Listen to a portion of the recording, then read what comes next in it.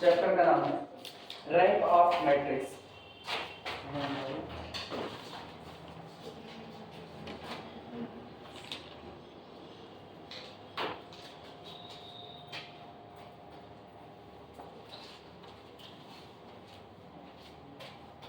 Rank of a matrix.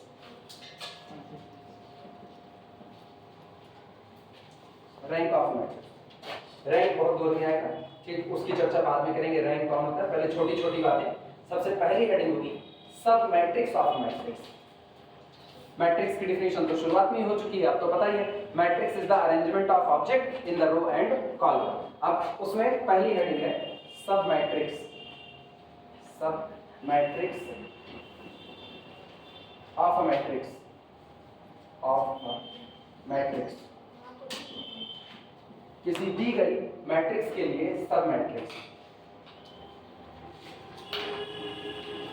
नाम ही काफी है, एक तरफ आप कह रहे हो मैट्रिक्स और दूसरी तरफ आप कह रहे हो सब मैट्रिक्स। इसका मतलब कुछ तो छोटा कर रहे हो, जैसे इंस्पेक्टर का छोटा उसका कौन होता है, सब इंस्पेक्टर, वो उससे तो कम ही रहेगा पावर में। तो इसका मतलब ये हुआ कि अगर आप किसी दी गई मैट्रिक्स में से कुछ रो और कुछ कॉलम को डिलीट कर दो, सोचो हम क्या करें, किसी दी गई मैट्रिक्स में से कुछ रो या कुछ कॉलम डिलीट कर दो। आपकी मर्जी आप रो डिलीट करो, आपकी मर्जी आप कॉलम डिलीट करो, आपकी मर्जी आप रो और कॉलम दोनों डिलीट करो, लेकिन डिलीट आप करो कुछ ना कुछ। और क्या हमने ये कहा कि एक या दो डिलीट करो? नहीं, हम केवल कह रहे हैं वो कुछ जीरो भी तो हो सकता है। क्या हमने कुछ भी डिलीट ही नहीं किया? सामने वाला पूछे कि आप एक मैट्रिक्स से सब मैट्रिक्स बना रहे हो और आपने कितनी रो और कितने कॉलम डिलीट किए? हमने कहा ना तो मैंने एक रो डिलीट की, ना तो मैंने कोई कॉलम डिलीट किया, मतलब मैंने 0 रो और 0 कॉलम को डिलीट किया। अब सोचो हम एक ही साथ दो शब्द बोल रहे हैं, मैंने कुछ डिलीट भी नहीं किया और मैंने डिलीट किया, दोनों बातें हो रही हैं कि नहीं? 0 रो डिलीट किया और 0 कॉलम, रियलिटी में हमने कुछ डिलीट नहीं किया। तो इसका मतलब कोई भी दी गई मैट्रिक्स से अगर आप कुछ रो या कुछ कॉलम को डिलीट करते हो, तब जो बचता है आपके पास वो आपका पहले वाली दी गई मैट्रिक्स का क्या कहलाता है? सब मैट्रिक्स कहलाता है। तो कोई भी मैट्रिक्स अपनी खुद की क्या होती है? Sub matrix. जैसे कोई भी सेट अपना खुद का क्या होता है? सबसेट। ऐसे ही कोई भी मैट्रिक्स अपनी खुद की क्या होती है? सब मैट्रिक्स होती है। रीजन कैसे बनती है?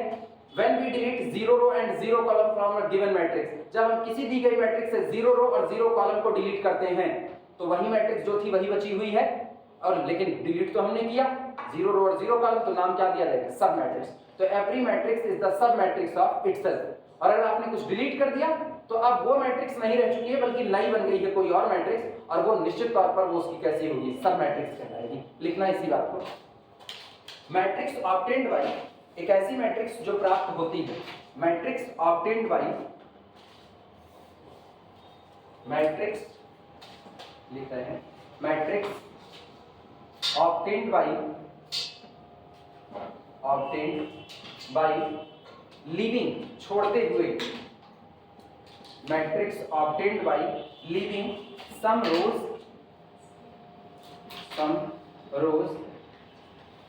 And columns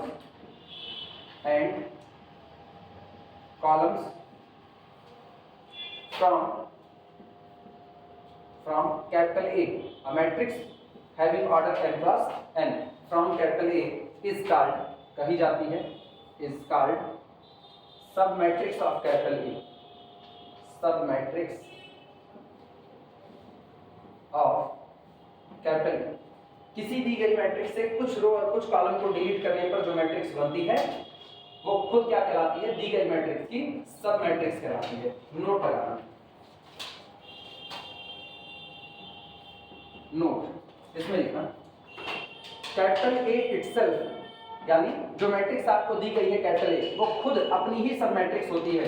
capital A itself is a sub matrix, is a sub matrix of capital A, because, क्योंकि, because it is obtained from, it is obtained from, क्योंकि ये आपको मिलती है कहां से? दी गई मैट्रिक्स से। कितने रो कितने कॉलम डिलीट करने पर? 0 रो और 0 कॉलम डिलीट करने पर। Obtained from capital A by leaving, छोड़ते हुए, by leaving no row and columns, no row and columns. किसी भी रो और किसी भी कॉलम को ना छोड़ते हुए, मतलब 0 रो और 0 कॉलम को छोड़ते हुए जो आपको मिला वो कैपिटल ए ही रह गया। इसीलिए कोई भी मैट्रिक्स अपनी खुद की क्या होती है, सब मैट्रिक्स। अब एग्जांपल बताते हैं, यहाँ example capital A is equal to, जो मर्जी को मैट्रिक्स बोलो, जो भी तुम लोगों का मन है। पहली रो बोलो क्या लिखे, पहली रो 1 2 1, सेकंड रो बोलो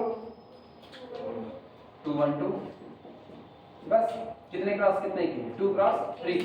एक तो ये खुद अपनी सब मैट्रिक्स है, खुद है सब मैट्रिक्स। अगर हम इसकी बनाए सब मैट्रिक्स, सबसे पहले पहला कॉलम ही डिलीट कर दो। पहला कॉलम डिलीट किए तो पहली सब मैट्रिक्स आपके पास A1 जो आ रही है वो कितनी आई, 2 क्रॉस 2 की, 2 1 1 2, ये बन गया। अब क्या करो, पहला कॉलम डिलीट किया, पहली रो डिलीट कर दो। पहली रो डिलीट करोगे तो A2 आपके पास कितना आएगा, पहली रो डिलीट तो 2 1 2, पहली रो को डिलीट किया। इस तरीके से आपकी मर्जी, आप सेकंड रो को डिलीट कर दो। सेकंड रो को डिलीट करोगे तो A3 क्या मिलेगा, A3 इज इक्वल टू 1 2 1, जो मर्जी को। तीसरी रो डिलीट करें, तीसरा कॉलम डिलीट करें, लेकिन तीसरी रो तो है ही नहीं, तो इसका मतलब रो अधिकतम कितनी डिलीट हो सकती है, 2 ही डिलीट हो सकती है। और 2 में से अरे पूरा थोड़ी ना डिलीट कर दोगे, दोनों रो ही डिलीट कर दोगे, नहीं पॉसिबल है। दोनों रो डिलीट कर दोगे मैट्रिक्स ही कहाँ रह जाएगी, अब तो वैसे ही कर रहे हैं। कुछ रो कुछ कॉलम को डिलीट करना है, जो मर्जी ऐसे etc कर देना, एटसेट्रा। क्लियर हुआ, कुछ करना नहीं है, सिर्फ सिंपली कुछ रो और कुछ कॉलम को डिलीट कर दो। जो आपके पास बचेगा वो आपकी दी गई मैट्रिक्स के लिए क्या कहलाएगा, सब मैट्रिक्स कहलाएगा।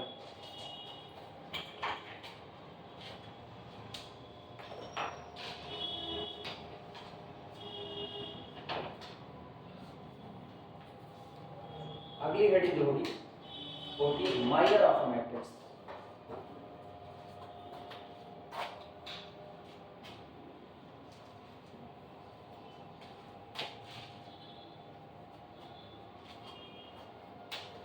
हिंदी इसकी क्या होती थी, सब मैट्रिक्स की सहखंडज आव्यूह, यही होता था। पता नहीं हम भूल गए, हमको सही नहीं आता। सहखंडज आव्यूह, यही था। माइनर का तो उपसारणिक होता था, माइनर उपसारणिक। तुम लोग उससे भी ज्यादा कमजोर हो हिंदी में। सारणिक तो डिटरमिनेंट होता था, माइनर उसको माइनर बोलते थे, उपसारणिक। और आव्यूह मैट्रिक्स का आव्यूह होता था, और इसका सहखंडज आव्यूह क्या एडजॉइंट का सहखंडज किसका होता था, सहखंडज आव्यूह एडजॉइंट का होता था।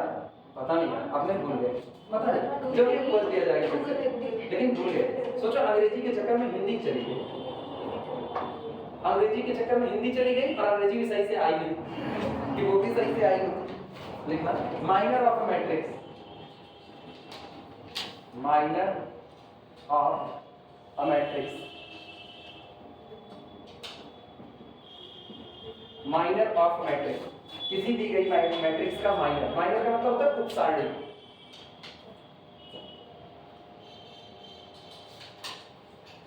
कोई मैट्रिक्स दी गई है, डजंट मैटर वो मैट्रिक्स स्क्वायर है या नॉन स्क्वायर है, कोई भी आपको दी गई है, आप उसकी जो सब मैट्रिक्स बनाओ वो सब मैट्रिक्स स्क्वायर रह जाए। पहली बात ये बताओ, अगर कोई भी मैट्रिक्स दी गई है तो क्या जरूरी है कि उसके सारे के सारे सब मैट्रिक्स स्क्वायर ही हों? कोई जरूरी नहीं। वो बगल में बनाए हैं, ना तो मैट्रिक्स स्क्वायर है और ना तो उसके लिए जो हम लोग बना रहे हैं सब मैट्रिक्स वो स्क्वायर। हाँ, कुछ सब मैट्रिक्स स्क्वायर हो सकती है, जैसे देखना ये स्क्वायर है, अगर हम इसको डिलीट कर दें तो भी क्या रहेगा, स्क्वायर ही रहेगा। तो इसका मतलब किसी दी गई मैट्रिक्स से अगर सब मैट्रिक्स बनाई जाती है तो वो स्क्वायर नॉन स्क्वायर दोनों कैटेगरी में आती है। हमको अब माइनर को अगर डिफाइन करना है तो माइनर के लिए हमको जो नॉन स्क्वायर है उनको छोड़ देना पड़ेगा, केवल किसको किसको लो, स्क्वायर वाले को। तो किसी दी गई मैट्रिक्स के जितने भी सब मैट्रिक्स स्क्वायर सब मैट्रिक्स होते हैं उनका जो डिटरमिनेंट होता है वो क्या कहलाता है, माइनर ऑफ अ मैट्रिक्स कहलाता है। जैसे इसका डिटरमिनेंट निकालें तो इसका डिटरमिनेंट 2 दूनी 4 और 4 में से 1 गए 3 आएगा, तो ये कैपिटल ए का क्या होगा, माइनर होगा। इसी तरह अगले वाले का निकालें तो 1 into 1 और 2, इधर से कितना आएगा -3, वो भी उसके लिए किसका काम करेगा, माइनर का काम करेगा। तो इसका मतलब है किसी दी गई स्क्वायर, किसी दी गई मैट्रिक्स से स्क्वायर सब मैट्रिक्स जो निकल करके आती हैं उनका डिटरमिनेंट दी गई मैट्रिक्स के लिए किसका काम करता है, माइनस का काम करता है। लिखना इसी बात को। Determinant of A square, determinant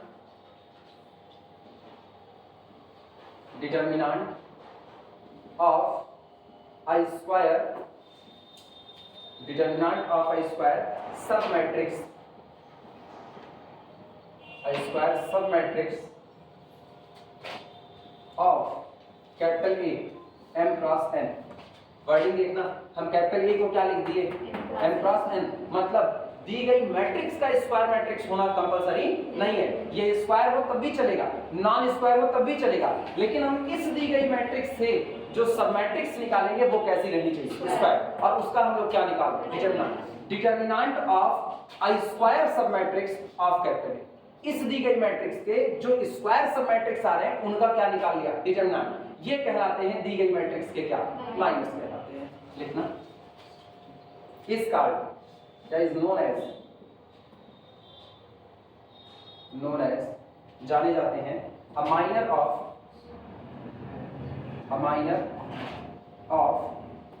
the matrix capital A, matrix capital A। दी गई मैट्रिक्स कैपिटल A के लिए लोग माइनर कह देते हैं।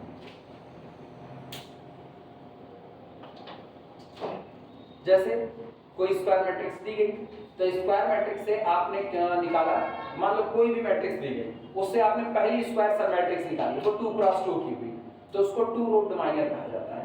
3 क्रॉस 3 की सब मैट्रिक्स निकाली, उसका डिटरमिनेंट निकाला, तो उसका डिटरमिनेंट 3 रोड माइनर कहलाएगा। आप 4 क्रॉस 4 का सब मैट्रिक्स निकालो, 4 क्रॉस 4 का जो आएगा उसका डिटरमिनेंट 4 रोड माइनर कहलाएगा। जैसे अगर हम एक मैट्रिक्स चुने, मान लो हमने मैट्रिक्स ले ली 1 2 1 2 3 2 4 2 3 1 3 2 2 2 2 1, ऐसा ये 4/4 का है। तो एक तो ये खुद अगर इसका डिटरमिनेंट निकाल लो तो कोई भी मैट्रिक्स अपनी खुद की क्या होती है, सब मैट्रिक्स। तो क्या ये स्क्वायर सब मैट्रिक्स है कि नहीं है, स्क्वायर मैट्रिक्स है, तो अपनी खुद की क्या होगी, स्क्वायर सब मैट्रिक्स। तो इसका जो पहला अकेला केवल और केवल एक 4 क्रॉस 4 का अगर इसका डिटरमिनेंट निकाल लो तो उसको कहते हैं 4 रोड माइनर बुलाते हैं, 4 रोड माइनर। और ये अकेला एक ही आएगा, एक से ज्यादा नहीं आ सकते हैं। अब आप एक काम करो, अब आप यहां से इसको डिलीट कर दो, अरे मिटा दिए छूटे, क्या था 1 2 1 2 ऐसा लिखते हैं।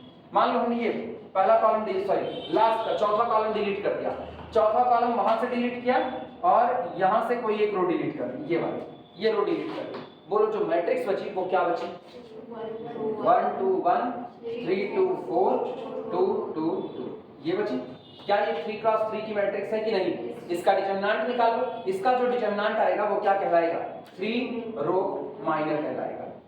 लेकिन ये बताओ क्या तुमको एक ही 3 रो माइनर मिलेगा, एक से ज्यादा मिलेंगे। अभी तुमने इसको डिलीट किया, अगली बार तुम इसको डिलीट कर दो और इसको बचा करके रख लो। अब क्या मिलेगा 1 2 1 3 2 4 3 1 3, ये भी क्या होगा 3 रो माइनर। इस तरीके से जितने पॉसिबल हैं, क्या 3 क्रॉस 3 की एक ही मैट्रिक्स मिलने वाली है, नहीं, एक से ज्यादा मिलेगी। तो इसका मतलब 3 रो माइनर की संख्या भी एक से ज्यादा होगी। लेकिन 4 रो माइनर केवल कितना होगा, एक ही होगा, वो एक से ज्यादा नहीं हो सकता। अब सुनो, मान लो मैट्रिक्स ये रही, कितने क्रॉस कितने की है, 3 क्रॉस 4 की है। क्या इससे 4 क्रॉस 4 का कोई सा मैट्रिक्स बनेगा, 4 क्रॉस 4 का? तो ये 4 क्रॉस 4 का बनने के लिए 4 रो का होना कंपलसरी है।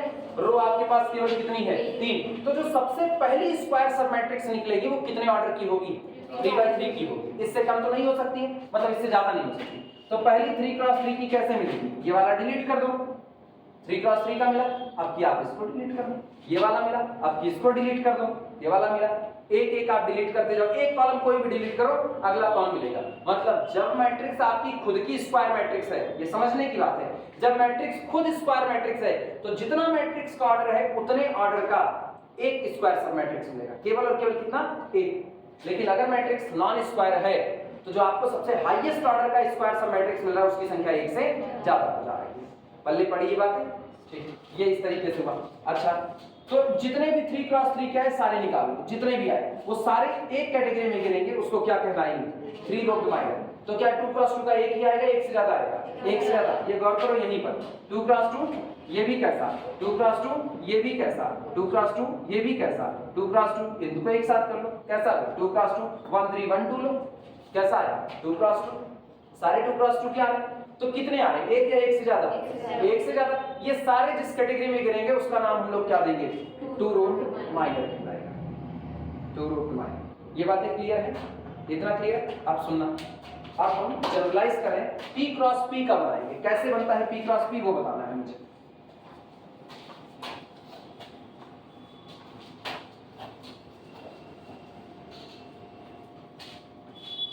आप सोच करके जवाब देना, फिर दिखाते हैं। मान लो हमने एक मैट्रिक्स ले ली, 1 2 1 2 2 1 2 2 3 2 1 2, कितने क्रॉस कितने का है, 3 क्रॉस 4 का। मतलब m की संख्या 3 है और n की संख्या कितनी है, 4 है। रो की संख्या 3 है और कॉलम की संख्या 4 है। हम तुमसे पूछ रहे हैं कि हमको इसमें 3 क्रॉस 3 का सब मैट्रिक्स बनाना है। कितने का, 3 क्रॉस 3 का। वो बन गया तो माइनर तो हम बना लेंगे। माइनर का मतलब क्या करना, खाली डिटरमिनेंट निकालना। 3 क्रॉस 3 का सब मैट्रिक्स बनाना है, कैसे बनाएंगे वो गौर करना। मतलब रो की संख्या कितनी चाहिए, 3, और कॉलम की संख्या कितनी चाहिए, 3 चाहिए। कॉलम भी 3 और रो भी 3। क्या ये 3 क्रॉस 4 का है? अगर एक कॉलम इसमें से कम कर दिया जाए तो 3 क्रॉस 3 बन जाएगा कि नहीं? कितना कॉलम कम किए, एक कॉलम कम किए, तो बचे कितने, 3 कॉलम बचे। अब गौर करना, जितनी रो है 3 क्रॉस 3 का बनाना है, जितनी रो है उसमें से 3 निकालना। जितने कॉलम हैं, कितने कॉलम हैं, n, अभी हम n कर, जितने कॉलम हैं उसमें से क्या निकालो, 3 निकालो, उसमें से 3 निकालो। ठीक, इसका मतलब कितना डिलीट करें वो पता चल रहा है। 3 माइनस 3, रो में से कितना डिलीट करो, 0, एक भी रो डिलीट नहीं होनी चाहिए। ठीक, कॉलम में से कितना डिलीट करो, 4 माइनस 3, कितना, एक कॉलम। मतलब आप 0 रो डिलीट करो और एक कॉलम डिलीट करो तो आपको रिजल्ट मिलता है कि आपको 3 क्रॉस 3 का माइनर मिल जाएगा। क्लियर हुआ? सोचो हमने क्या कहा, अगर आपको 3 क्रॉस 3 का सब मैट्रिक्स पाना है, 3 क्रॉस 3 का, तो कुल कितनी रो डिलीट होंगी, m माइनस 3, इतनी रो डिलीट होंगी। और ये आपको बताता है रो की टोटल संख्या कितनी है, 3 है, तो इसका मतलब 3 माइनस 3 कितनी डिलीट होगी, 0, मतलब एक भी रो डिलीट नहीं होगी। कॉलम कितने डिलीट होंगे, n minus 3, n minus 3 column delete होंगे। n माइनस 3 का मतलब 4 माइनस 3, मतलब कितना, 1 कॉलम डिलीट होंगे। अब फिर इसी बात को जनरलाइज करते हैं, फिर मैट्रिक्स को बढ़ा रहे हैं। अब मैट्रिक्स को ले जा रहे हैं 2 2 4 1 2 3 और इधर एक बढ़ा देते हैं 2 2 1 2 1 2। कितने क्रॉस कितने की है, 4 क्रॉस 6, 4 क्रॉस 6। ये आपका m है, ये आपका n है। सोच करके जवाब देना। फिर हम ये कह रहे हैं कि हम लोगों को एक 2 क्रॉस 2 का सब मैट्रिक्स तैयार करना है। कितने का, 2 क्रॉस 2 का। तो स्टेटमेंट है कि आप m-2 रो डिलीट कर दो, m-2 रो डिलीट कर दो और n-2 कॉलम, जितने का बनाना है दौड़ कर उतना ही डिलीट कर रहे हैं। इसका मतलब कल को अगर मुझको p क्रॉस p का बनाना होगा तो m-p डिलीट करेंगे किसमें से, रो से, और n-p डिलीट करेंगे किसमें से, कॉलम से, और जो बनेगा वो कितने का होगा, p क्रॉस p का। जितने क्रॉस जितने का बनाना है रो में से उतना ही और कॉलम में से उतना ही डिलीट कर दो। यही तो बातें हैं। गौर करो, क्या ये बात सही है, पता करते हैं। m-2 क्रॉस 2 का मान m-2, रो की संख्या कितनी है, 4, तो डिलीट करो। 4-2 कितनी रो डिलीट करेंगे, 2 रो डिलीट करेंगे। ऑब्वियस बात है, 4 रो है, 2 रो उड़ा दिया, कितनी बची, 2 रो बची। तो जो रिजल्टेंट आ रहा है उसमें रो की संख्या कितनी हो गई, 2 हो गई। अच्छा, n-2 कॉलम डिलीट करने हैं। कॉलम की संख्या कितनी है, 6, तो 6 में से 2 निकालो, 4 कॉलम डिलीट करने हैं। कोई 4 कॉलम डिलीट कर दो। देखो डिलीट करने हैं, 1 2 3 4 कॉलम में उड़ा दिए, 4 कॉलम उड़ा दिए और 2 रो डिलीट करनी है। देखो नीचे से आसानी से 2 रो डिलीट कर दिए। तो ये बताओ, ये पूरा खत्म और ये पूरा खत्म, बचा 1 2 2 1। कितने क्रॉस कितने का बचा, 2 क्रॉस 2 का बचा। प्रोसेस पता चला कैसे डिलीट हुआ। यानी अब अगर मुझको कोई कहे कि कोई m क्रॉस n की मैट्रिक्स दी गई है, m क्रॉस n की मैट्रिक्स से आपको p क्रॉस p का, कितने का, p क्रॉस p का एक माइनर पता करना है, तो आप एक काम करो, माइनर से पहले सब मैट्रिक्स निकालो। कैसे निकलेगा, दी गई मैट्रिक्स में रो में से कितना डिलीट करो, m-p, कॉलम में से कितना डिलीट करो, n-p, जो बचेगा वो कितने का होगा, p क्रॉस p का होगा। जितने क्रॉस जितने का चाहिए रो और कॉलम में से वही क्या कर दो, डिलीट। तुमको पता चल जाएगा कितना आपको डिलीट करना है। क्लियर हुआ? लिखा जाए इस बात को। ये मत कंफ्यूज होना कि P क्रॉस P का चाहिए तो P रो डिलीट करो। P रो नहीं डिलीट हो रही, M minus P row delete हो रही है। ये बात पकड़ में आई कि नहीं आई? पिछली बैच में यही लोग कंफ्यूज हो गए थे। पिछली वाली जो बैच चल रही थी सेकेंड ईयर वाली, अभी जो एग्जाम दे रहे हैं ना, इन लोगों का हाल क्या था, हम इनको कहे M minus P row delete करो, N minus P column delete करो। ये क्या कह रहे हैं, रो में से P रो डिलीट करो और कॉलम में से P कॉलम डिलीट करो। नहीं, N minus P row delete करो। जैसे ये 2 क्रॉस 2 का बनाना है तो कितनी रो डिलीट होगी, 4 माइनस 2 रो डिलीट होगी। 4 माइनस 2 रो, कितनी रो डिलीट होगी, 2 रो डिलीट होगी। आप की सुनना, कितने कॉलम चाहिए, 2 कॉलम, तो कितने कॉलम डिलीट होंगे, कॉलम में से 2 कॉलम नहीं डिलीट होंगे बल्कि n माइनस 2 कॉलम डिलीट होंगे। n कितना है, 6 है, 6 माइनस 2 कॉलम डिलीट होंगे। मतलब कितने कॉलम डिलीट होंगे, 4 कॉलम डिलीट होंगे। अगर तुम केवल 2 कॉलम डिलीट करने पर आए ना तो अगर 2 कॉलम डिलीट करने पर ये कितना रखेगा, 4 कॉलम रखेगा। क्लियर हुआ? और रो 2 मिल रही है तो 2 क्रॉस 4 तैयार हो जाएगा, वो गड़बड़ होगा। ये बात सबसे मेन बात है जो दिमाग में बैठानी है कि अगर हमको P क्रॉस P का माइनर पता करना है कि P क्रॉस P का माइनर चाहिए तो हम पूरी दी गई मैट्रिक्स में से एग्जैक्टली M माइनस P रो को डिलीट कर देंगे और exactly N minus P column को डिलीट कर देंगे। ये नहीं कि P रो को डिलीट कर दो और P कॉलम को डिलीट कर दो, ना ना, M minus P row delete होगी और N minus P column delete होगा। याद रहेगा? लिखाया जाए।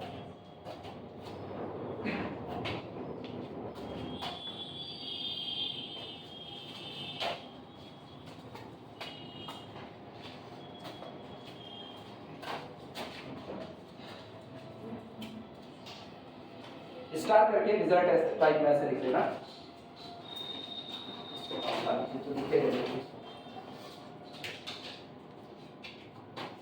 If capital A is of M cross N, if capital A is of M cross N matrix,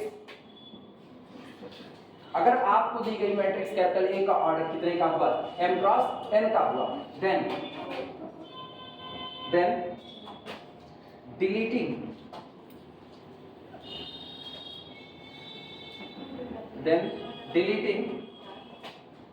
M minus P rows and N minus P columns B get हम प्राप्त करते हैं, B get या B get क्या, B shall get, B shall get P cross P सब matrix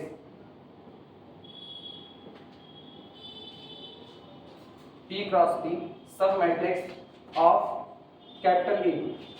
हमको कितने की सब मैट्रिक्स मिलेगी, P क्रॉस P की, और इसका डिटरमिनेंट क्या कहलाएगा, इसका डिटरमिनेंट P रो डिवाइडर कहलाएगा। ठीक, and its determinant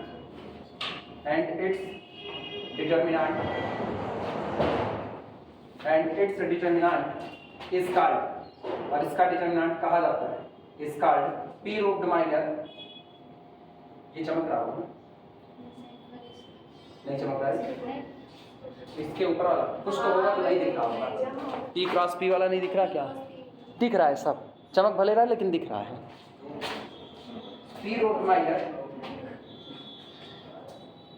row determinant of capital A, कम से कम ट्यूबलाइट की चमक से तो अच्छा ही दिख तो रहा है, ट्यूबलाइट वाली चमक में तो वो भी नहीं दिखता, सेम ट्यूबलाइट हो जाता है। P रो डिटरमिनेंट लिख लो ऐसे,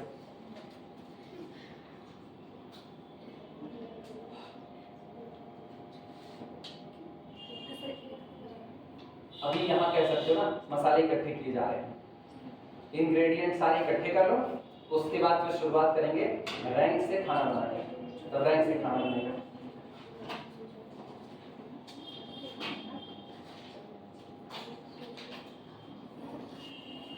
यहाँ पर रैंक के बारे में बहुत डीप बात नहीं करेंगे, यहाँ पर ये बताएंगे रैंक निकाली कैसे जाती है।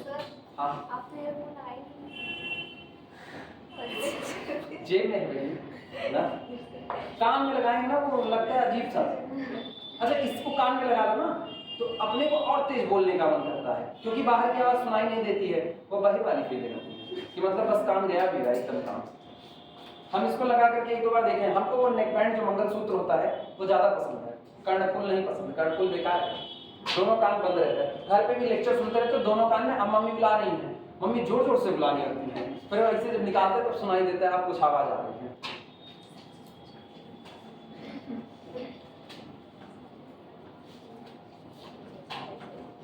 मेरी मम्मी एक बार बुलाई, 2 बार बुलाई ना, और नहीं सुने अगर दोबारा ना तो सीधे कहती हैं इनका बुला रहा है जैसे बहन सुनने ना करते हैं, सीधे बोलेंगी। तो अब उनकी डांट से बचने से अच्छा भैया इसको बाहर रख दो, तो नेक बैंड ज्यादा सही होता है। लेकिन सुनने के लिए तो कान में लगाना ही पड़ेगा, अब मम्मी कौन समझाए, मम्मी है। एग्जाम्पल लगा कौन सा हमेशा पी क्रॉस में बनेगा, कोई बोलो कोई बोलो, पूरा वन डिलीट कर देना, रो रख नहीं करोगी फिर तो। 7 क्रॉस 8 के लिए चलो 7 क्रॉस 8 की मैट्रिक्स लिए, और कितना कितने क्रॉस कितने की बनानी है वो बताओ। 3 क्रॉस 3 की बनानी है, तो 7 - 3 रो डिलीट कर दो। 7 - 3 रो, कितनी रो आई, कितनी रो डिलीट करनी है, 4 रो डिलीट करनी है, 4 रो डिलीट करनी है। और कितने का बनाना है, 3 क्रॉस 3 का। 8 - 3 कॉलम डिलीट कर दो, मतलब कितने कॉलम डिलीट करो, 5 कॉलम डिलीट कर दो। अभी बताना 7 क्रॉस 8 की मैट्रिक्स में से आपने 4 रो निकाल दी, कितनी रो बची, 3 रो बची। 8 क्रॉस और ये 8 कॉलम में से आपने 5 कॉलम निकाले, कितने कॉलम बचे, 3 कॉलम। आया कितने, 3/3 वो आए कितने। हम कहे तुम वही गलती की जो पुरन की बैचिया की हुई थी ना, वही कर रही हो, यही वो लोग करते थे। वो लोग क्या कह रहे हैं, 3 क्रॉस 3 का बनाना है, 3 रो निकाल दो, 3 कॉलम निकाल दो, बस। नहीं, टोटल रो में से टोटल रो -3 रो डिलीट करो, टोटल रो -3 रो डिलीट करो। जैसे हम कह रहे हैं ना मेरे पास 15 रो है और 7 क्रॉस 7 की बनानी है, 15 रो है 7 क्रॉस 7 की, तो कितनी रो डिलीट होगी, 15 - 7 रो डिलीट होगी। 15 - 7 कितना आएगा, 7 3 10 5 15 8 आएगा, मतलब 8 रो डिलीट होगी टोटल। ये समझ में आया, इस तरीके से देखना, ये नहीं कि टोटल रो में से बस इतना ही डिलीट करना, नहीं, उतना आपको कुल नंबर बताएगा कि कितनी रो आपको डिलीट करनी है और कितने कॉलम। अभी समझ में आई है, ये गड़बड़ी मत करना, लेकिन पता चलेगा सब गया काम से। एग्जांपल देखना,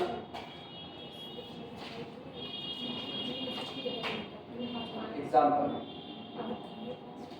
if capital A is equal to कोई भी मैट्रिक्स जो भी मन करे, 2 4 1 9 1 2 4 1 9 1, ये हो गया। अगली रो बना दो, 0 बना दो, 5 बना दो, 2 कर दो, उसके बाद फिर कुछ भी 5 2 0 5 2 5 2। नेक्स्ट 2 रो और जो मर्जी तुम्हारी है, सिंगल एक ही रो बना दो, 1 2 1 2 1 1 2 1 2 1 1 2 1 2 1। कुछ भी छीको भैया, ये मैट्रिक्स है, गलत तो होगी नहीं, होगी ही नहीं है गलत।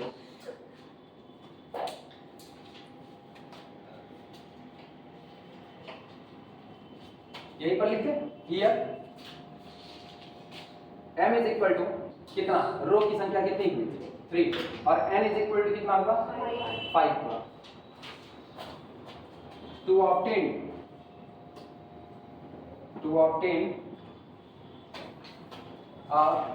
और कितने की बनाए, बोलो 2 क्रॉस 2 की बनाए, 3 cross 3 3 cross 3, to obtain a 3 cross 3 sub matrix,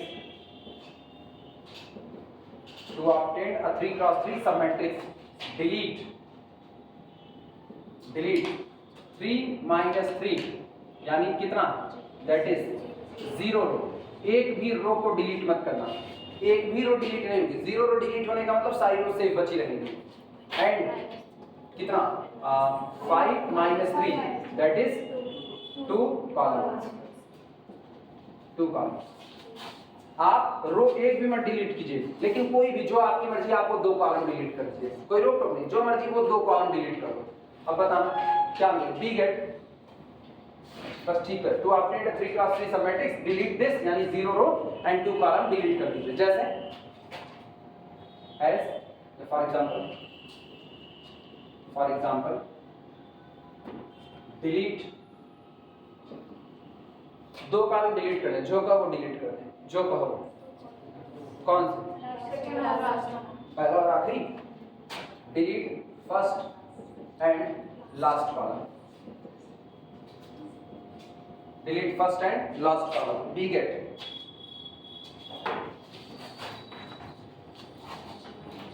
देखो क्या बनेगा, पहला और लास्ट डिलीट करोगे, ये बनेगा 4 5 2 1 2 1 और कौन सा 9 5 2, बी गेट दिस, ये हो गया। एंड डिटर्मिनेंट ऑफ 4 1 9 5 2 5 2 1 2, ये जो डिटर्मिनेंट आएगा ये क्या कहलाएगा, is known as three root minor, is three root minor of capital, ये दी गई मैट्रिक्स कैपिटल ए का थ्री रूट माइनर कहलाएगा। आप इसका डिटर्मिनेंट निकाल सकते हो, इसका डिटर्मिनेंट आराम से निकाल सकते हो, कोई दिक्कत, निकालें क्या, निकाल लोगे,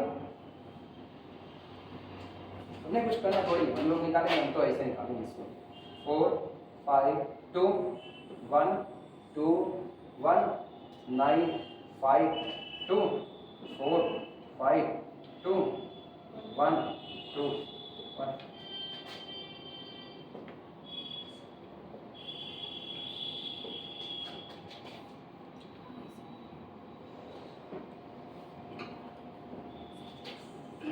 plus plus plus minus minus minus, ऊपर वाले से नीचे वाले को घटा दो, जो आएगा वो डिटरमिनेंट होता है। शॉर्ट ट्रिक है, बस 3x3 पर काम करते, बहुत गंभीरा तरीका है, सो इसको समझना बनना। 3x3 जैसे निकालते हो वैसे निकालो, कुछ नहीं। अरे वो सारा रूल पढ़ते थे ना इंटर में, नहीं पढ़े हो ना, पढ़े हो चर्चा ही नहीं करेंगे, छोड़ो छोड़ो छोड़ो, नहीं पढ़े तो इधर चर्चा नहीं, फिर कभी करेंगे। सर रूल नहीं पढ़े, बता देते हैं, नॉर्मली लोग बता देते हैं, बताएंगे कभी बता देंगे फिर, अभी नहीं, अभी तो मेन आर्टिकल लिखा है ना, यूनिवर्सिटी टाइम यदि मर जाना होगा, अभी तो बवाल है पूरा।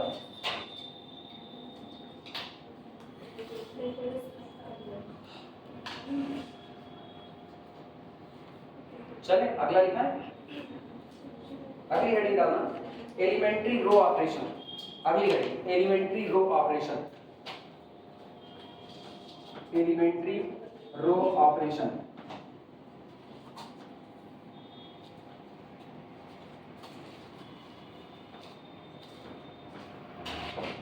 एलिमेंट्री रो ऑपरेशन,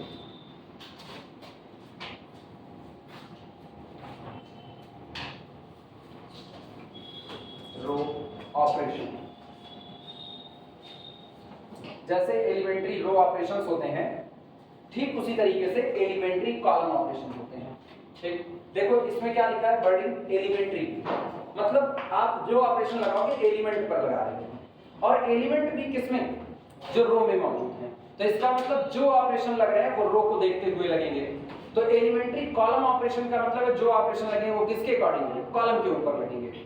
जब आप रो की तरफ एलिमेंट को देखते हुए ऑपरेशन लगाते हो तो कहते हो एलिमेंट्री रो ऑपरेशन, और कॉलम के एलिमेंट को देखते हुए लगाते हो उसको कहते हो एलिमेंट्री कॉलम ऑपरेशन। बेसिकली तीन तरह के होते हैं, बेसिकली मतलब तीन होते ही हैं। पहला आपका होता है इंटरचेंज, दूसरा आपका होता है स्केलिंग, और तीसरा आपका होता है रिप्लेसमेंट। स्केलिंग, इंटरचेंज, रिप्लेसमेंट, अपने नाम से ये जाहिर है। स्केलिंग का मतलब बढ़ाना घटाना, स्केल पटरी, पटरी से क्या काम करते हो, या तो बड़ी लाइन खींचोगे या तो छोटी लाइन खींचोगे, मतलब नाप जोख का काम। तो स्केलिंग का मतलब होता है बढ़ाना घटाना, मतलब गुणा करना, भाग करना। जब आप किसी रो में पर्टिकुलर किसी नंबर से मल्टीप्लाई करते हो, नंबर जीरो नहीं होना चाहिए, ये याद रखना चाहिए। आप किसी रो में मल्टीप्लाई करोगे तो आपको नॉन जीरो नंबर से ही मल्टीप्लाई करना है। जब आप किसी रो में किसी नॉन जीरो नंबर से मल्टीप्लाई करते हो या नॉन जीरो नंबर से डिवाइड लगाते हो तो इसको बोला जाता है स्केलिंग करना, कि आप स्केल कर रहे हो। अगर आप दो रो को एक दूसरे से इंटरचेंज करते हो, जैसे पहली रो को उठा करके थर्ड पर लगा दिए और थर्ड को उठा करके पहले पर लगा दिए, तो अदला बदली हो गई। अदला बदली को इंग्लिश में इंटरचेंज कहा जाता है। तो दूसरा ऑपरेशन होता है इंटरचेंज का, और तीसरा होता है रिप्लेसमेंट का। रिप्लेसमेंट का मतलब एक चीज खराब हो गई उसकी जगह पर नई चीज लगा दो। तो एक रो अगर है तो उस रो में किसी अगली रो का कुछ टाइम जोड़ दो या कुछ टाइम्स घटा दो, तो आपने पूरी रो को ही चेंज कर दिया, इसको बोलते हैं रिप्लेसमेंट। तीन ऑपरेशन होते हैं एलिमेंट्री रो ऑपरेशन में, पहला इंटरचेंज, दूसरा रिप्लेसमेंट और तीसरा स्केलिंग। अब बारी बारी इन तीनों को लिख रहे हैं। सबसे पहली हेडिंग डालना रिप्लेसमेंट। रिप्लेसमेंट रिप्लेसमेंट बदलाव करना, पूरी तरीके से बदलाव करेंगे। Replace one row, replace one row, किसी एक रो को बदल देना। Replace one row by the sum of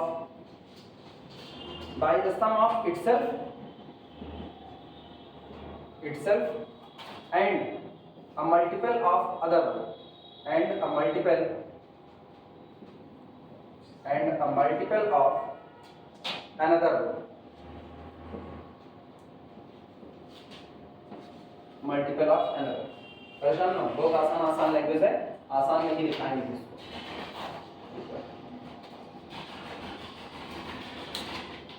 replacement का मतलब बदलाव करना। कैसे आप बदलाव करो? रिप्लेस वन रो, आप पूरी की पूरी एक रो को बदल देते हो। कैसे बदल रहे हो? बाय द सम ऑफ, जोड़ के तौर पर। कैसा? इटसेल्फ, खुद में, मतलब एक रो जो आपको दी गई जिसको आप बदलना चाहते हो उसी रो को आपने रखा हुआ है और उसमें ऐड कर रहे हो। किसको ऐड कर रहे हो? And a multiple of the another, किसी अगली रो को आप उठा रहे हो, उसका कुछ टाइम्स उसमें क्या कर रहे हो? ऐड कर रहे हो। सोचो हम क्या करें? कुछ टाइम्स ऐड कर रहे हैं। इसका करता ये मतलब समझना कि हम केवल ऐड ही कर रहे हैं। ऐड करना का मतलब सब्सट्रैक्शन भी होता है। जैसे एग्जांपल के तौर पर देखना, पहली रो हम ले रहे हैं 1 2 1 3 2 1 4 2 2, ऐसा। रिप्लेसमेंट क्या होगा? इस रो को बदलना चाहते हैं, इस रो को बदलना चाहते हैं, तो हम क्या करेंगे? इस रो में ऊपर वाली रो का कुछ टाइम्स ऐड कर देंगे या कुछ टाइम्स सब्सट्रैक्ट कर देंगे। या केवल सम लिखा गया है क्योंकि सब्सट्रैक्शन छिप गया है। अगर हम सब्सट्रैक्ट कर रहे हैं तो इसका मतलब ऊपर वाले में किसी नंबर का मल्टीप्लाई किया और उस नंबर का नेगेटिव का मल्टीप्लाई करके जोड़ दो, मतलब आपने सब्सट्रैक्शन किया। जैसे एग्जांपल समझना, मान लो हम ऐसा बदलाव करते हैं, पहले जोड़ दिखाते हैं। R2 goes to का मतलब है R2 बदल रहा है। कैसे बदल रहा है? हम R2 में ऐड कर रहे हैं 2 गुना कितने का? R1 का। R रो को रिप्रेजेंट करता है। आप सेकंड रो को बदल रहे हो, किस तरीके से? सेकंड रो में ऐड कर रहे हो पहली रो का क्या गुना? 2 गुना। तो देखो ये बदल करके क्या होगा? दिस इज इक्विवेलेंट, ऐसे लिखा जाता है, इक्विवेलेंट टू। ये बताओ सिर्फ कौन सी रो बदल रही है? सेकंड, ना तो पहली ना तो तीसरी। तो पहली row as it is 1 2 1, third row as it is 4 2 2, ये बदलेगा। 2 1 के 2 और इसमें 3 ऐड करो, 3 2 5, ये हो गया 5। 2 into 2 4 और 4 में 2 ऐड करो 6। अगला 2 into 1 2 और उसमें 1 ऐड करो। चेंज हो गया कि नहीं चेंज? आपने किसको बदला? सेकंड रो को। That's called the replacement. अभी तो जोड़ किया ना, अब देखो घटाव भी इसी में छिपा हुआ है। हम ऐसा करेंगे, R2 goes to R2 plus -2 times of the R1। कायदे से हमने क्या किया?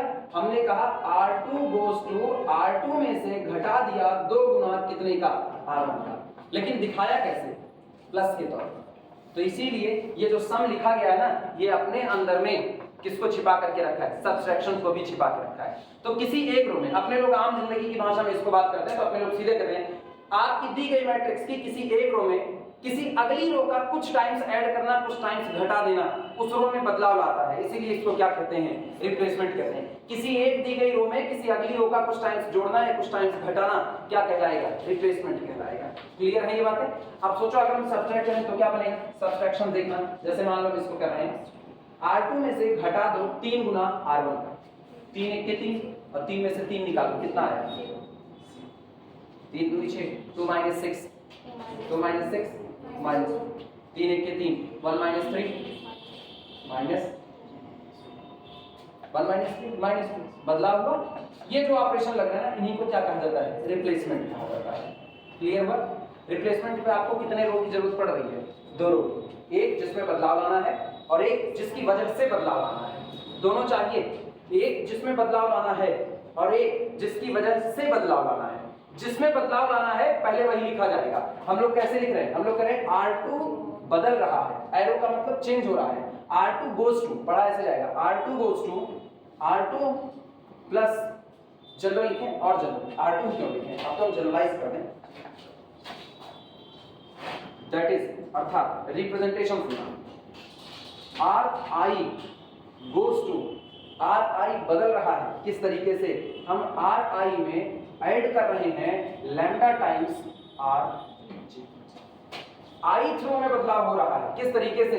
ith रो में jth रो का लैम्डा टाइम्स क्या कर दिया गया? ऐड कर दिया गया। अगर ये लैम्डा आप -3 ले लोगे तो क्या मतलब निकलेगा? लैम्डा -3 पुट करो, क्या मतलब निकला? ith रो में jth रो का 3 टाइम्स सब्सट्रैक्ट हो रहा है। क्लियर हुआ? अगर आप लैम्डा को 5 ले लोगे तो क्या मतलब निकला? ith रो में jth रो का 5 टाइम्स ऐड किया जा रहा है। क्लियर है ये बातें? इसको कहा जाता है रिप्लेसमेंट। नोट करो ऐसे, replace one row by the sum of itself and a multiple of the another row. Row में बदलाव करना किस तरीके से? रो में ऐड करना किसका? रो को खुद और किसी अगली रो का lambda times. That's called the replacement.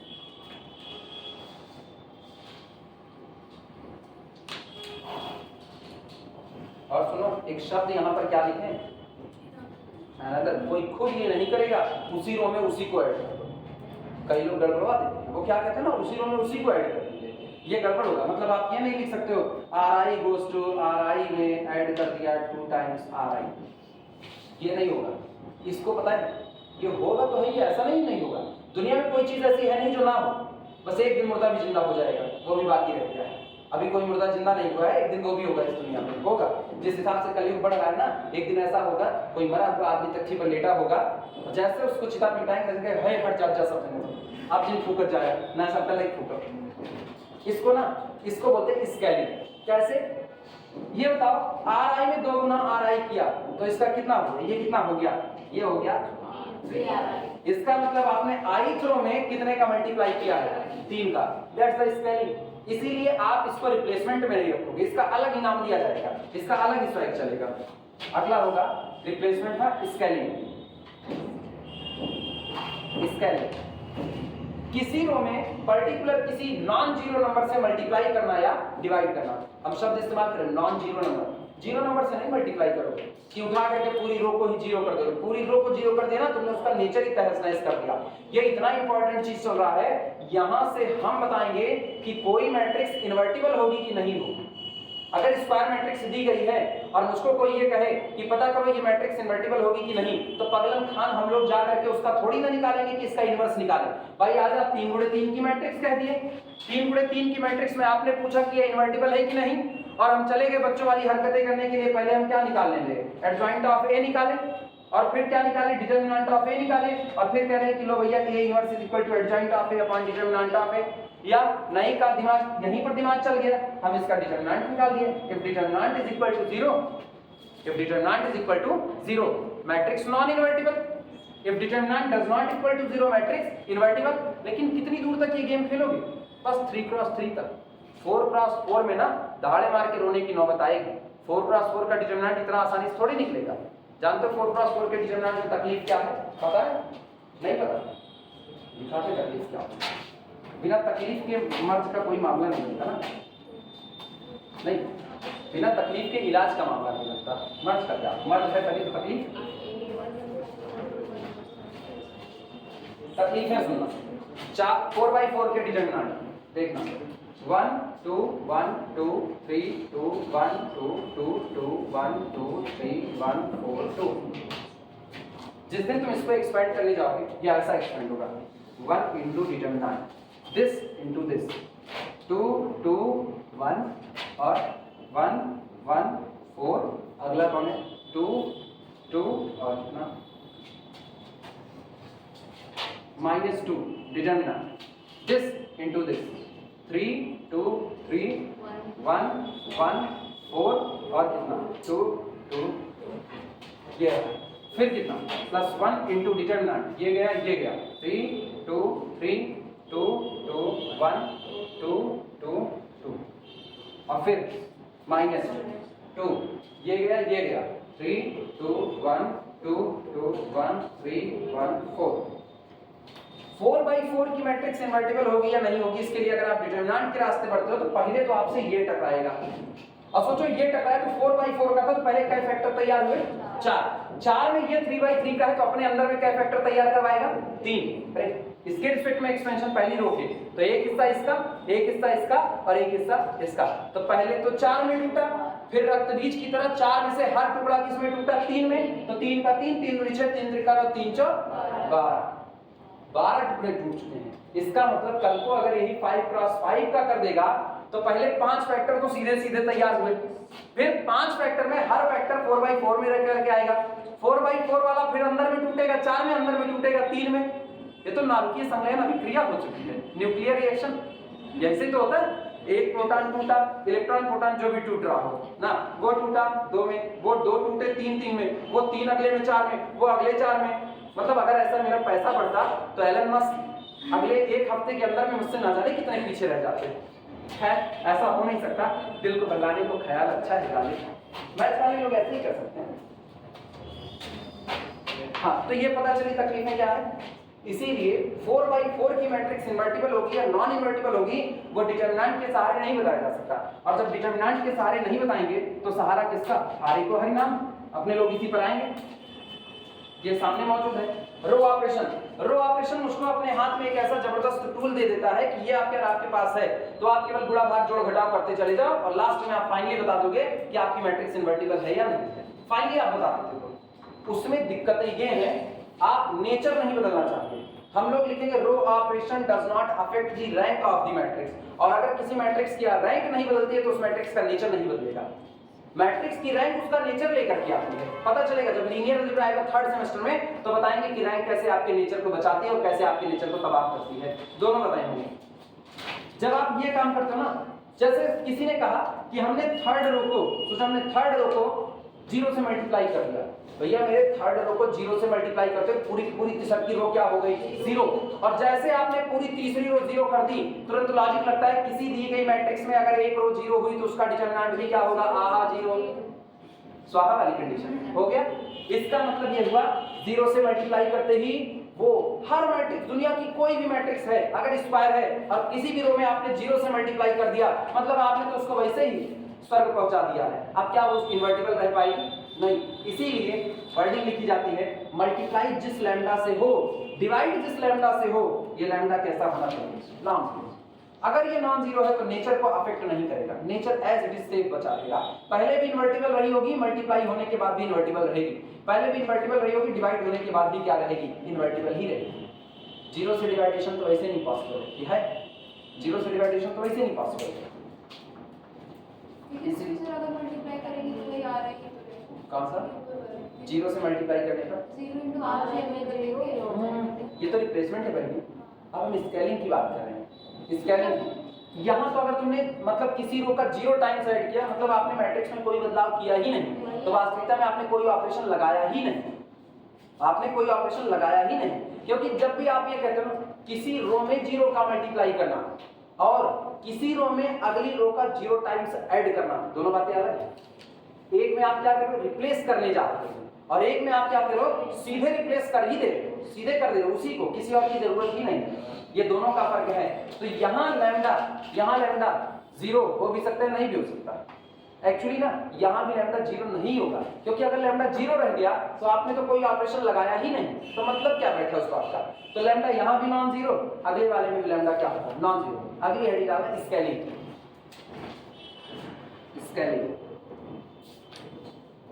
Scaling को कहते हैं multiply one row by a non zero number, multiplying a row by a non zero number known as the scaling. लिखना इसी बात को, scaling multiply one row by a non zero number को constant कर दो, मल्टीप्लाई वन रो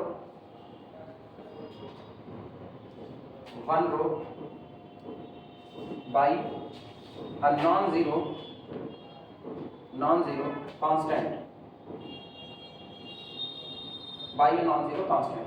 किसी एक रो में किसी नॉन जीरो कांस्टेंट का क्या करना? मल्टीप्लाई करना। जैसे लिखा कैसे जाएगा वो देखना, R I goes to, R I का मतलब कौन सी रो? आई रो चेंज हो रही है, किस तरीके से? Lambda times of the R I, जहां पर lambda does not equal to 0। अब बताओ भैया, अगर लैम्डा बराबर 5 है तो आपने आई रो में कितने का मल्टीप्लाई किया? 5 का। अगर लैम्डा इज इक्वल टू 1/2 है तो आपने आई रो में कितने का मल्टीप्लाई किया? 1/2 का मल्टीप्लाई किया, मतलब 2 का डिवाइड किया। क्लियर हो ये बातें? तो इसका मतलब लैम्डा अपने अंदर में, स्केलिंग अपने अंदर में मल्टीप्लिकेशन और डिवीजन दोनों को शामिल किए हुए हैं। क्लियर है ये बातें? ये नॉन जीरो होना चाहिए, याद रखना है। ये 0 हुआ ना, नेचर डिस्टर्ब हो जाएगा। और एक भी रो ऑपरेशन आपके नेचर को नहीं बदलता है, नेचर वही रहेगा। If matrix invertible then after row operation matrix again invertible, if matrix is non invertible then after row operation it becomes non invertible. वो वही रहेगा, वो चेंज होने वाला नहीं। इनवर्टिबल था तो इनवर्टिबल, नॉन इनवर्टिबल था तो नॉन इनवर्टिबल। ये दो हो गए। दिखाते हैं एक बगल में यही एग्जांपल करते हुए। अभी सारे जब लगाएंगे ना तो ये सारे सिस्टमैटिक आएंगे। अभी तो एग्जांपल्स ऐसे समझो बगल में 1 2 1 3 2 1 4 4 1। ये हम एक काम करते हैं, हम R2 goes to R2 में बदलाव करते हैं। कैसे?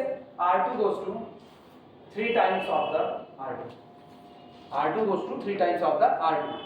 इसका मतलब हमने R2 में कितने का मल्टीप्लाई कर दिया? 3 का।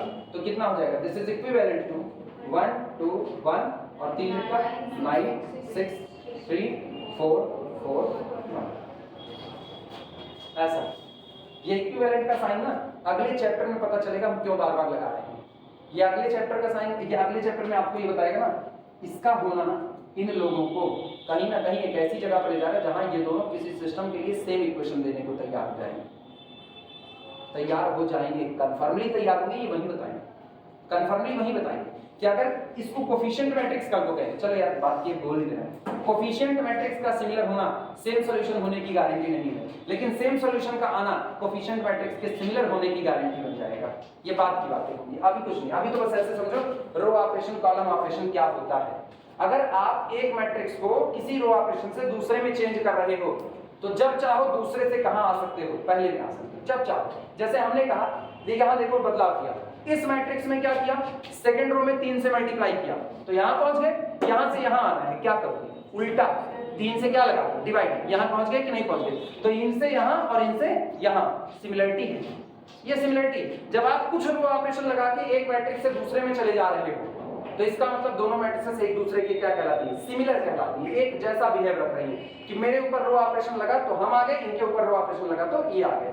If we convert one matrix by the sum row operation, if we can convert one matrix by some row operation into another matrix, it means there must exist some row operation by use of which second matrix can be converted into the first। और दोनों में बहुत सीधा relation है, जो यहां से यहां जाने पर लगता है यहां से यहां आने पर उसका उल्टा लगता है। क्लियर हुआ? यहां से लखनऊ जाना है, यहां से लखनऊ जाने के लिए जिस बस को पकड़ रहे हो, क्या लखनऊ से यहां आने के लिए भी उसी बस को पकड़ोगे? उसी बस को पकड़ोगे। अब कहो सर जी बरना जाती है, बरना आती है और उसी को पकड़ते हैं, दूसरी बरना नहीं है। तो भैया जब यहाँ से जाती है तो वेक्टर क्वांटिटी के तौर पर मुहा उधर करके जाती है और उधर से इधर आती तो मुंह इधर करके। कोई रेल ऐसी नहीं पकड़ेगा जो चले वहां से और ऐसे चलती जाए, ऐसे कोई ऐसी रेल नहीं पकड़ने वाला है। मतलब चेंजिंग तो आई है। ये हो गया, दो हो गए। पहला हो गया रिप्लेसमेंट, दूसरा हो गया स्केलिंग, तीसरा इंटरचेंज। तीसरा इंटरचेंज।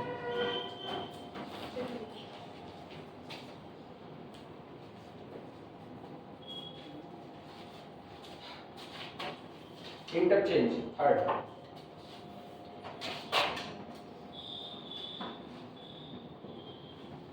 इंटरचेंज, इंटरचेंज जान लो, अदला बदली करना। किसी एक रो की जगह पर सेकंड रो को रख देना, सेकंड रो की जगह पर पहली वाली रो को रख देना। मतलब one row replaced by another row. लिखा कैसे जाता है वो भी जान लो। जैसे हम कह रहे हैं हम ith रो को हटा देंगे, हटा के कहीं तो ले जाओगे, तो ith रो को भेज दिए कहां पर? rj पर, और rj को भेज दिए कहां पर? ri। दो तरफा साइन दिया। सोचो सब में क्या था? एक साइड।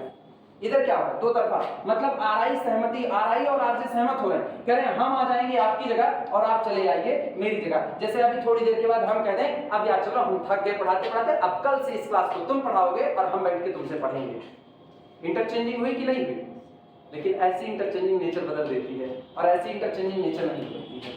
जब आप रो में स्टूडेंट को इधर से उधर कहीं भी बैठा दो, जैसे सारे लोग स्टूडेंट हो, अब हम तुमसे कहें कुछ लोग इस तरफ चले जाए, बाकी लोग इधर वाले इधर चले जाए, तो क्लासरूम की व्यवस्था में सोचो मैट्रिक्स बदल गई, मैट्रिक्स बदल गई, लेकिन क्लास का नेचर नहीं बदलेगा। इधर बैठने पर और इधर बैठने पर, जैसे एक ग्रुप इधर बैठा, बॉयज को इधर बैठा दिया, गर्ल्स को इधर बैठा दिया, मैथ पढ़ा रहे हैं, तो ये थोड़ी करेंगे कि जैसे अदला बदली करेंगे बायो पढ़ाना चालू कर देंगे या कॉमर्स पढ़ाएंगे, ये तो नहीं होगा ना। नेचर नहीं बदलेगा, मैथ की क्लास है तो मैथ की ही रहेगी, वो बदलने वाला नहीं है। तो इसका मतलब जब हम रो पर इंटरचेंज लगाते हैं तो रो पर इंटरचेंज लगाने पर भी इस मैट्रिक्स के नेचर में कोई बदलाव नहीं है। मैट्रिक्स एक व्यवस्था है, अरेंजमेंट है। इस अरेंजमेंट में सोचो आप इधर उधर कर दे रहे हो, मैट्रिक्स बदल गई है लेकिन उसका नेचर सेफ बचा रहेगा। ये सारी बातें बाई थ्योरम प्रूफ होंगी। बाई थ्योरम एक थ्योरम आएगी, row operation does not affect the nature of the matrix. Nature का मतलब रैंक ऑफ द मैट्रिक्स, लेकिन अभी रैंक नहीं पढ़ाएंगे, थ्योरम तुम सबसे लास्ट में ही पढ़ाएंगे। पहले तुम सवाल लगाना सिखा देंगे कि रैंक कैसे निकाली जाती है। रैंक एक बार निकलनी सीख जाए फिर लास्ट में थ्योरम लगा दी जाएगी कि row operation does not affect the rank of the matrix. और रैंक नहीं बदलने का मतलब है क्या ना बदलना, नेचर ना बदलना। नेचर क्या है, इन्वर्टिबिलिटी का होना या ना होना, मैट्रिक्स इन्वर्टिबल होगी या नहीं होगी। आगे पता चलेगा किसी मैट्रिक्स की रैंक आपको डायमेंशन बता रही है। हम कहें ना पूरा मैट्रिक्स पढ़ इधर रहे हो, ये छोटकी बहिनी है जो बड़की बहिनी डील करेंगी। बड़की बहिनी वो लीनियर अलजेब्रा, मैट्रिक्स का नॉलेज सही सलामत है तो लीनियर अलजेब्रा का नॉलेज हो जाएगा। इसीलिए लीनियर अलजेब्रा से पहले मैट्रिक्स को पढ़ाया जाता है। इसीलिए आमतौर पे आप चाहो तो पहले लीनियर अलजेब्रा पढ़ लो, लेकिन फिर मैट्रिक्स इंटर में जितना पढ़े हो वो उससे जर्नी, बल्कि थोड़ा सा और हाई लेवल की मैट्रिक्स आपको जाननी पड़ेगी। और ये इंट्रो बीच बीच में डालते हैं। हर अच्छा राइटर जो होगा ना, जैसे डेविड सीले वगैरह है, डेविड सीले शुरुआत करते हैं, पहला चैप्टर शुरुआत करते हैं लीनियर सिस्टम ऑफ इक्वेशंस, जो अपने लोग यहाँ थर्ड चैप्टर में पढ़ेंगे, वो वहां से शुरुआत करेंगे लीनियर सिस्टम ऑफ इक्वेशन से। सिस्टम ऑफ इक्वेशन की पहली यूनिट चल रही है, उसी में लीनियर ट्रांसफॉर्मेशन भी थोड़ा थोड़ा सिखा देंगे। उस यूनिट के खत्म होने के बाद वो मैट्रिक्स अलजेब्रा में आ जाएंगे, फिर मैट्रिक्स का जोड़ गुणा भाग घटा ये सब बताएंगे। ये सब बंद करके फिर वो वेक्टर स्पेस की तरफ चले जाएंगे। मतलब पहले डिटरमिनेंट जाएंगे, तीसरा चैप्टर, चौथा चैप्टर वो लीनियर अलजेब्रा में वेक्टर स्पेस पढ़ाएंगे। अपने यहाँ लीनियर अलजेब्रा में पहला चैप्टर वेक्टर स्पेस चलता है हर किताब का, और मैट्रिक्स पीछे पुछल्ले की तरह लगाई जाती है। खैर सब अपने लोग बैलेंस कर लेते हैं, हिंदुस्तानी है, जुगाड़ में आगे हैं, उसमें हम लोगों को कोई कुछ आ नहीं सकता।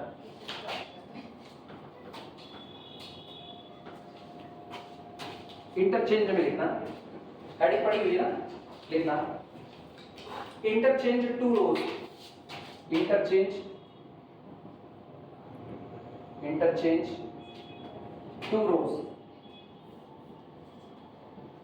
दो रो की अदला बदली करना। दैट इज अर्थात symbolic format ri goes to rj and rj goes to ri। कई लोग ऐसा भी लिख देते हैं इस तरीके से, ri goes to rj और rj goes to r, ऐसा लिखा है। कोई आप इससे लिखा ना, इससे भी काम चलेगा। ri चला गया किसकी जगह, rj की जगह, rj चला गया किसकी जगह, ri की जगह पर। जैसे मान लो मैट्रिक्स यहाँ पर दी गई है 1 2 1 2 1 2 और 3 3 1, ये रहा। हम कह रहे हैं अदला बदली करो, पहली रो को भेज दो थर्ड पर और थर्ड को भेज दो पहले पर, तो ये क्या हो जाएगा 3 3 1, अदला बदली 2 1 2 और 1 2 1। साइन मत चेंज करना, मैट्रिक्स में साइन नहीं होता, ये डिटरमिनेंट का किस्सा होता है। डिटरमिनेंट में अगर एक रो दूसरी रो से बदली जाती है तो डिटरमिनेंट का साइन क्या हो जाता है, माइनस का हो जाता है। तो डिटरमिनेंट में साइन इसलिए देखते हैं क्योंकि डिटरमिनेंट एक न्यूमेरिकल वैल्यू आती है, मैट्रिक्स एक अरेंजमेंट है, न्यूमेरिकल वैल्यू नहीं है। तो यहाँ साइन का पंगा ना पालना कि साइन भी चेंज करने लगना, पता चलेगा साफे जाहिर हो जाओगे गड़बड़वा दिए। हरकतें हो जो एक्सेप्टेबल हो, ठीक, ये क्लियर हुआ।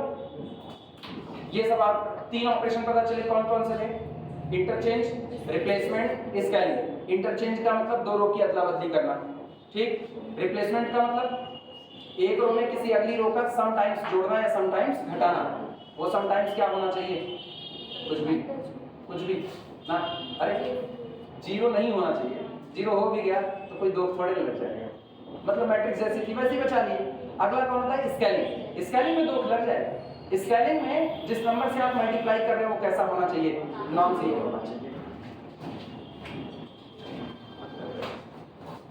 और सुनो, जैसे जैसे आपने रो के लिखा डिट्टो यही चीजें किसके लिए होती हैं, कॉलम के लिए, तो उसके लिए लिखा नहीं रहे, कॉलम का लिखा नहीं रहे, ऑन वर्ड याद रहेगा इसी तरीके से, जैसे ये डिट्टो इसी तरह कॉलम का। अब बोलो, सोच करके जवाब देना। Two column interchange each other, two column can be interchange each other, नहीं उल्टा बोलते यार, क्या बोलना, इंटरचेंज ऑफ टू कॉलम। बोलो सिंबॉलिक फॉर्म में क्या लिखोगे, वाह स्वाति तुम गड़बड़ाओ, तुम पक्का गड़बड़ाओगे। कॉलम को सी से कहते हैं, तो C I goes to C J, C J goes to C I. अच्छा, कॉलम की दुनिया में रिप्लेसमेंट बोलो, कॉलम की दुनिया में replacement C I goes to C I plus lambda times C J. Scaling C I goes to lambda times of the C I, वो C जे मत करना, ठीक है, ये याद रखना।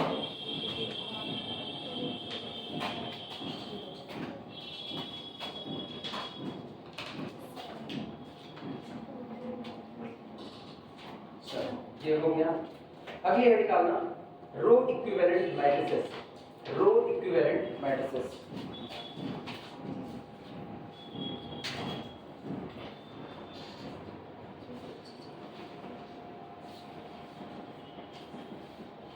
रो इक्विवेलेंट मैट्रिसेस, रो इक्विवेलेंट मैट्रिसेस का मतलब होता है ना कि आप सारा का सारा जो भी ऑपरेशन आप लगाओगे, कौन सा लगाओगे, रो ऑपरेशन, उसके आधार पर बात करें। मतलब कल को जब हम सारे ऑपरेशन कॉलम लगाने लगेंगे तो हम क्या नाम रख सकते हैं, कॉलम इक्विवेलेंट मैट्रिसेस। अपना सारा दारोमदार रो पर ही रहता है। कॉलम हम लोग बहुत ज्यादा यूज नहीं करते, कॉलम हम लोग एक जगह पर यूज करते हैं, नॉर्मल फॉर्म को निकालते हैं, तब कॉलम ऑपरेशन यूज करेंगे विधवा का। अभी इधर मेरा जितना काम है रो ऑपरेशन से हो सकता है, तो छोड़ भर के 100 ग्राम के दिमाग पर हम लोग ज्यादा बोझ नहीं डालेंगे, रो ऑपरेशन को ही निपटाया जाएगा। जहां जरूरत पड़ेगी कॉलम ऑपरेशन को खींच लिया जाएगा, ठीक, जैसे ये है वैसे ही वो भी चलता रहेगा। रो इक्विवेलेंट मैट्रिसेस का मतलब समझना। मान लो मुझको एक मैट्रिक्स दी गई है, ध्यान से सुनना, एक मैट्रिक्स हम ले रहे हैं 1 1 2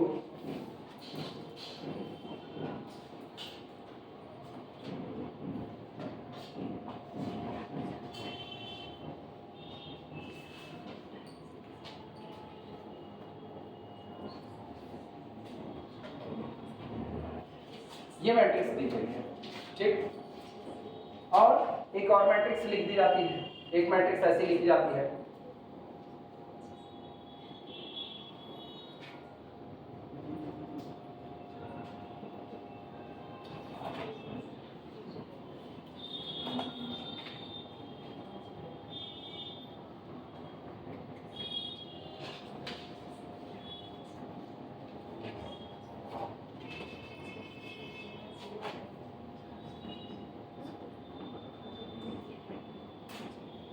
दो मैट्रिक्स ऐसे लिखती है, ठीक, और सामने वाला पूछता है क्या ये दोनों मैट्रिक्सेस आपस में रो इक्विवेलेंट हैं? मेरा जवाब होगा if there exist a sequence of row operation.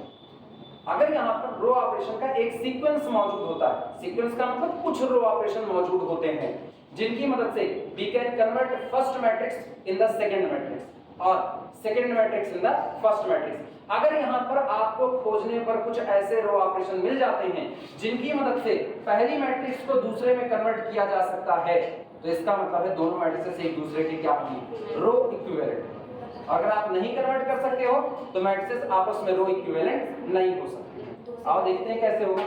पहले इनको, इनका हाल देखो, 1 1 2, इनका हाल है 2 2 4। अगर हम उस मैट्रिक्स में 2 से डिवाइड लगा दें, उसमें 2 से डिवाइड, तो क्या 1 1 2 बन जाएगा कि नहीं? तो मुझको पहला ऑपरेशन इनको बराबर करने का मिल रहा है। क्या मिल रहा है कि हम इस मैट्रिक्स के ऊपर अगर हम इसको कहें A और इसको क्या कहें B कहें, तो गौर करो हम क्या लिखेंगे, B is equivalent to, B is equivalent to, हम चेंजिंग कर रहे हैं। कैसे चेंजिंग होगी? पहला आप कौन सी रो बदल रहे हैं, कौन सी पहली रो, तो R1 goes to R1 divided by 2 से डिवाइड करा दो, कितना होगा 2 1 के 2, 2 1 के 2, 2 दूनी 4, ये हो गया। अगला काम सुनो, यहाँ कितना है 5 5 और कितना 10, ये कितना है 10 10 और कितना 20, कितना क्या है 5 चाहिए, 2 से डिवाइड लगा दें, 2 से डिवाइड अगर हम इसमें लगाएं तो क्या लिखा जाएगा, R2 goes to R2 divided by 2, तो कितना होगा 2 पंचे 10, 2 पंचे 10, 2 दहा 20, क्या बराबर बराबर हो गया कि नहीं हो गया, बराबर हो गया। अच्छा अब की बात, फिर इनका कितना है 6 6 और 12, ये 12 12 और 24, 2 से डिवाइड लगा दो, तो 2 से डिवाइड लगाए तो R3 goes to R3 divided by 2। In short हम सारी बात को एक साथ लेते हैं, एक साथ, तो Ri goes to Ri divided by 2 for all I is equal to 1। जितनी रो मौजूद है हर रो में 2 से डिवाइड लगा दो, जितनी मौजूद है सब में 2 से डिवाइड लगा दो, तो ये आ जाएगा 6 6 और कितना 12। और वास्तविकता में ये कौन है, कैपिटल A, मतलब there exist a sequence of the row operation.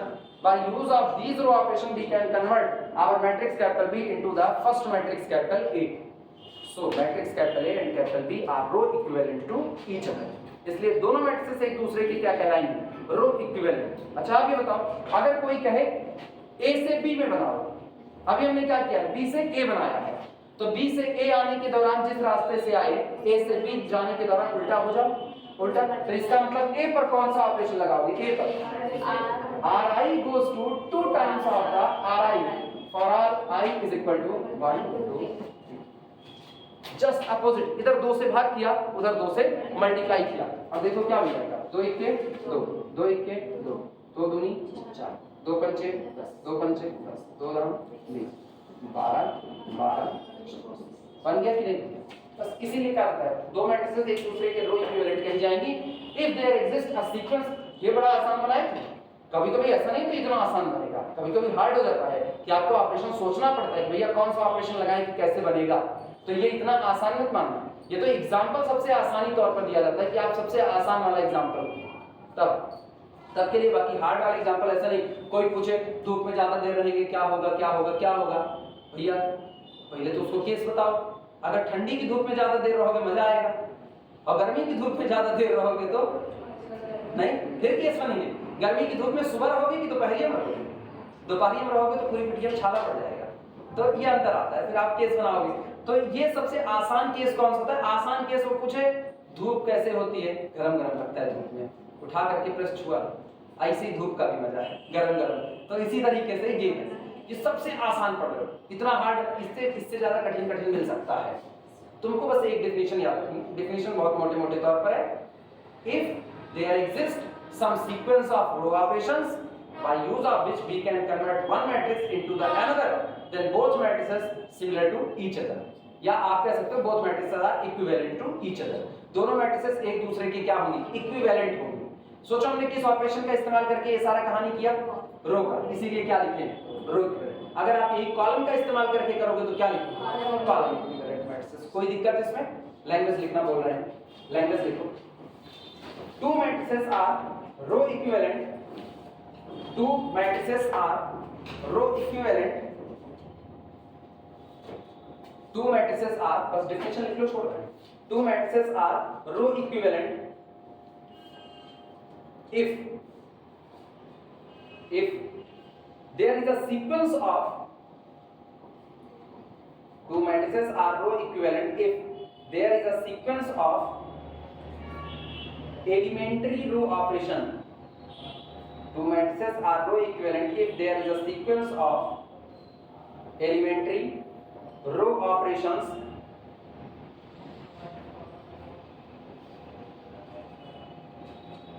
that transform, जो बदल दे one matrix into another, that transform one matrix into another। Example मत ना, अपने लोग इतना लगाएंगे ना, ये सारी थ्योरी में एग्जाम्पल मत डालो। थ्योरी में एग्जाम्पल डालोगे ना, एग्जाम में तुमको बड़ी दिक्कत होगी। तुम करोगे क्या ना, ये ऊपर का पढ़ रहे हो और साथ में एग्जाम्पल को बंडल तैयार हो रहा है, और जबकि रियलिटी तुमको बताए ना, ये एक चीज एग्जाम में जाते हुए तुमको पढ़नी नहीं पड़ेगी। इतना न्यूमेरिकल लगा देंगे रैंक पे कि तुमको याद हो जाएगा रो इक्विवेलेंट क्या होता है। रो इक्विवेलेंट, हम और तुम इक्विवेलेंट हैं, हम और तुम इक्विवेलेंट हैं। अगर यहाँ कुछ बातें ऐसी हो जाए जो मुझको तुम एक पायदान पर ला करके खड़ा कर दे, हाँ यार हम तुम इक्विवेलेंट। पढ़ाई बीएससी फर्स्ट सेमेस्टर या सेकंड सेमेस्टर की पढ़ाई में हम और तुम एक बराबर हैं। सेकंड सेमेस्टर पढ़ाने के दौरान हम एमएससी का ओपन मैपिंग और क्लोज ग्राफ थ्योरम नहीं पढ़ा सकते। हम भी क्या पढ़ाएंगे? यही मतलब जिस वक्त हम सेकंड सेमेस्टर पढ़ा रहे हैं उस वक्त हम बिहेव कर रहे हैं as like the second semester के स्टूडेंट। जिस वक्त एमएससी पढ़ाएंगे उस वक्त बिहेव करेंगे as like the MSc student. इसी हिसाब से जिस वक्त सीएसआई नेट वालों को पढ़ाएंगे उस वक्त बिहेव करेंगे सीएसआई नेट के टीचर के तौर पर। तो मतलब यहाँ पर एक रो ऑपरेशन, एक रिलेशनशिप तो मौजूद है जो हमको एक से दूसरे में कन्वर्ट कर रही है। इसीलिए एक टीचर जो होता है वो अपनी हर क्लास के क्या होता है? एलिमेंट्री इक्विवेलेंट होता है, अपनी हर क्लास के इक्विवेलेंट हुआ ना। मेन बात मोटी मोटी समझने की ये है कि जब कोई एक ऐसी बात मौजूद है जो आपको एक से दूसरे में कन्वर्ट करने का दमखम रखती है, तो आप और जहां आप कन्वर्ट हो रहे हो वो व्यवस्था एक दूसरे के इक्वल। कहते हैं ना दोस्ती और दुश्मनी बराबर वालों में होती है, हाँ या ना? अरे तुम्हारे घर में कोई छोटी भाई बहन है और लॉलीपॉप लेकर के खाए पड़ा है, चॉकलेट खाए पड़ा है, पहुंच करके दलितर खान छीने लोगे? नहीं ना, इक्विवेलेंट। बढ़ के भैया खा रहे हैं तो मांगोगे, बढ़ के भैया मतलब अब एकदम नहीं लंबूस भर के एकदम बढ़ के भैया, बराबरी वाले में थोड़ा थोड़ा, तो आप कहोगे पापा खा रहे पहुंचोगे, पापा बहुत खा लिया अब हमको दो, ऐसा नहीं कह सकते। Equivalent, if there exist a system which convert one system into the another, अगर कोई ऐसी व्यवस्था है जो आपको एक से दूसरे में कन्वर्ट कर रही है तो दोनों व्यवस्थाएं एक दूसरे के क्या होंगी, इक्विवेलेंट। यही बात आप मैट्रिक्स की दुनिया में कहते हो तो आप क्या करते हो, रो इक्विवेलेंट और कॉलम, बस ठीक है।